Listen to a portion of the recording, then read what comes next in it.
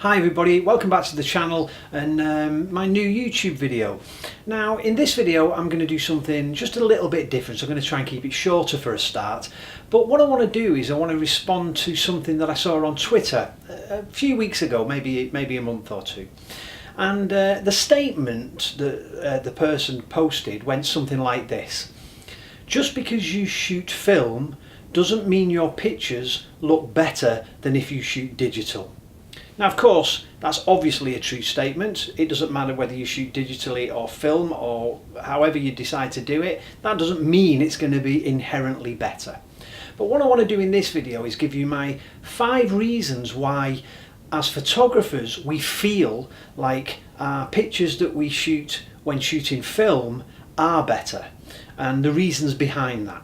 So without further ado, here we go. My top 5 reasons why shooting film feels better than shooting digital.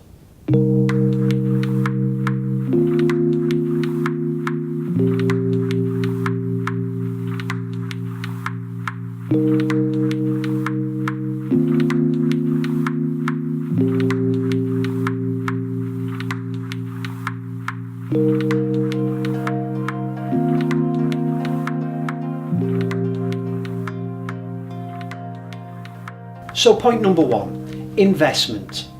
Now, I don't necessarily mean financial investment here. I mean more investment with our time and our emotion and possibly the process as well.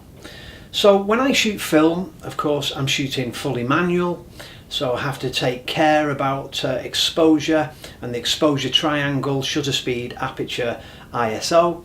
And I process my own film, so there's an investment in that process too, buying the chemicals, the time it takes to process the film. All of these things add into my personal investment in it, and that's before I start talking about going out shooting with a film camera and just taking a little bit more time when you shoot with film, and that's for a number of reasons. So an analogy I want to sort of put to you is if you build a piece of flat pack furniture, no doubt that you'll feel good about it when it's finished, and you'll feel proud that you built this piece of furniture and it's standing in the side of the room, and you've invested your time in it and it looks great.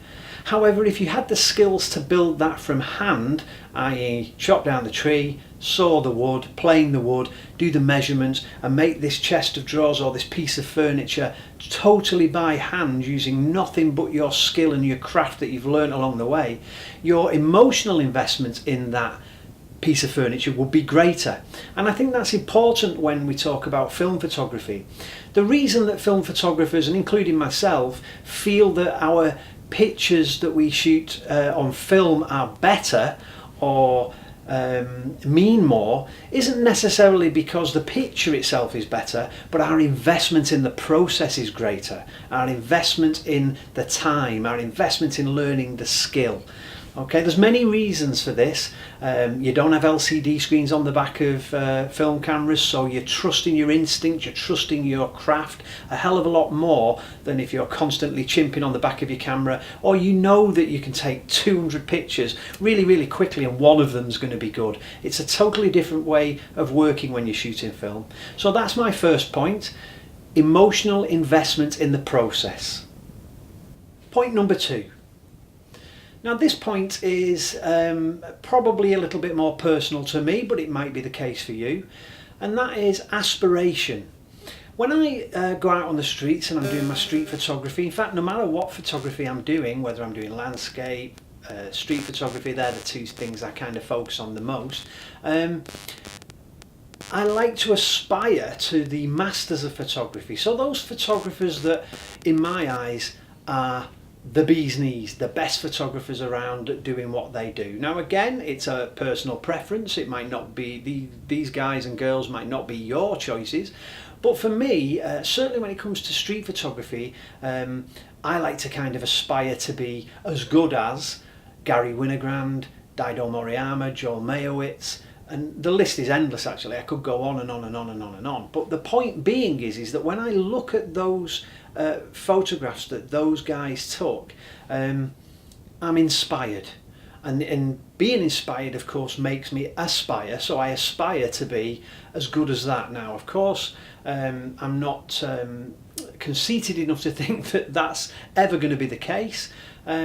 But part of that aspiration involves almost sort of trying to recreate or do what they do. I'm not talking about recreating the image, the particular photograph, but rather the process. So for example, one of my favourite film cameras that I'm using at the moment is my Leica M2.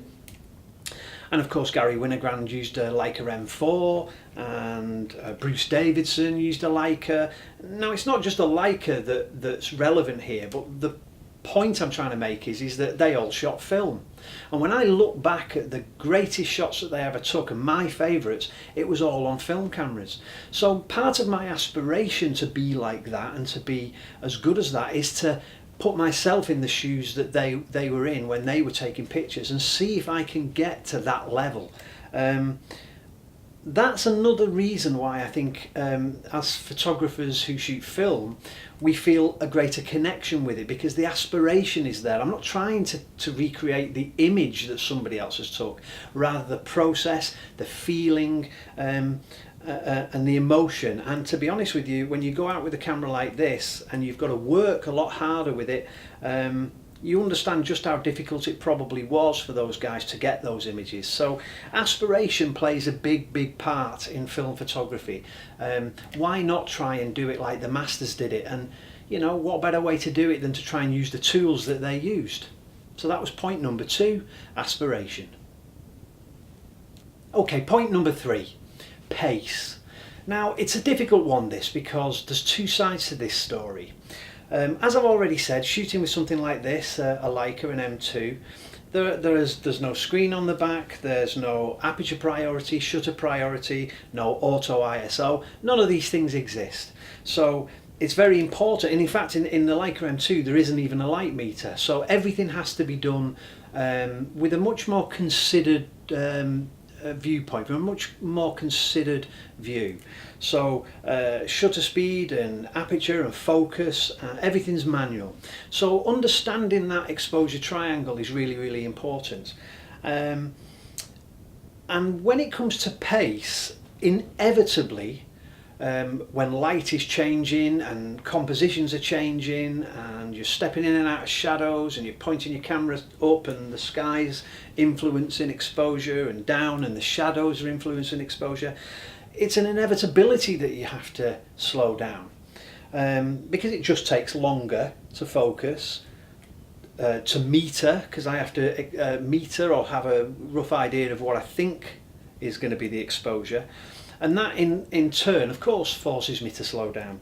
Now, there was a response to the Twitter on that point, and somebody said, well, why not just turn the digital camera totally to manual and shoot like that, and then it is the same. And that is true to a point, but if you've ever tried to use a digital camera manually when you're out on the street and focus, and you're using all kinds of different things, focus peaking, magnification in focus, it's not quite the same as doing it like this with a film camera. It's almost hard to explain, really. No matter how hard I try to slow down with the digital camera, I don't achieve it. I just can't achieve it. I've got a memory card in there that I can shoot 800 pictures on, well, as long as my battery lasts, you know, 300-400 shots. I'm much more flippant with the way that I use a digital camera. I'm much more likely just to you know, machine gun it a little bit, and there's no reason for me to do that. I should be able to do to slow down with a digital camera, but a film camera makes me I have to make a conscious decision to do that with a digital camera. So, you know, point number 3, pace, can be argued both ways. I do shoot digitally, and I always try and shoot manually as much as I possibly can. It sort of just doesn't feel the same. The aesthetic is not the same. You know, certainly when using something like this with a Leica and you're trying to focus that rangefinder patch, is a whole different ball game than manually focusing with a digital camera using focus peaking. It just feels different. So a lot of these things are about feeling and emotion, but that's kind of my point, and that's what sets this apart. So that was point number 3, pace. Point number 4, the craft. I've sort of touched on this already, but the craft of photography, the skill of photography, is not necessarily just composition. You'll often hear a lot of people say, you know, the shot is the most important thing. Of course, that's true. If you don't get the shot, then I suppose we could suggest that we've failed. We haven't achieved what we want to do in photography. But the craft and the learning, I think, or the journey almost, is as important as the actual final photograph. So if you're having to learn how to do everything manually in terms of the shooting process with your film camera, then you're having to learn how to use chemicals and timings, and how those different timings and chemicals are going to change the density of a negative, of a processed roll of film. The craft and the learning again gives you that emotional attachment to the image, and this is what we're talking about. It's all about the reason why film photographers feel like their film photographs are better because they're shot on film.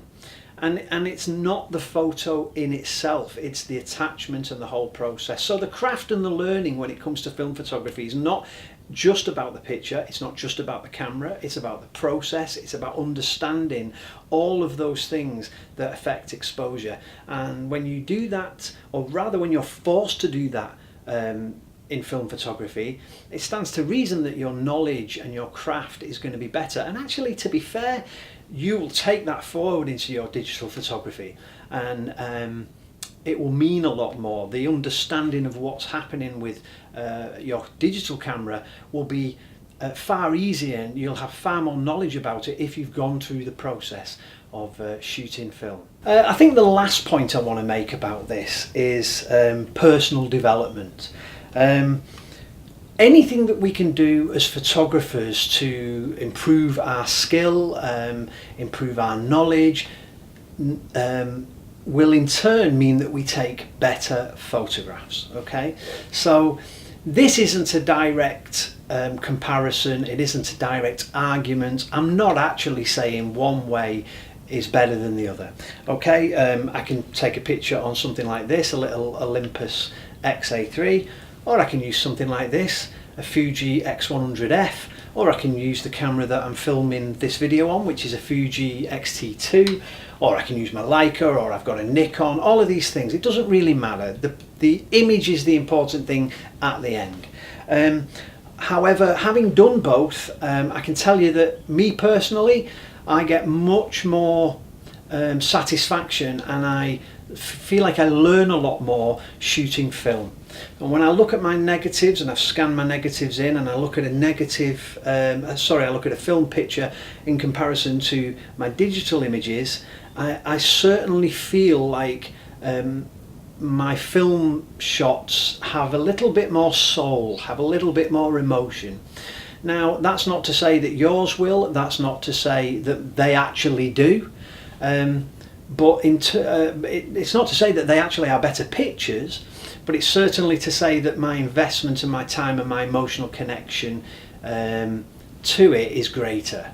And there's no doubt about it that I feel a little bit more connected to my film shots than I do with my digital. I like my digital shots just as much, really, but if I really boil it down just for the purpose of this video, I think I like shooting film better. So the end of the video, of course, I hope you've enjoyed it. I think the important thing to do is go out and take pictures and invest your emotion in the process. So whether it be digital or film, that's key.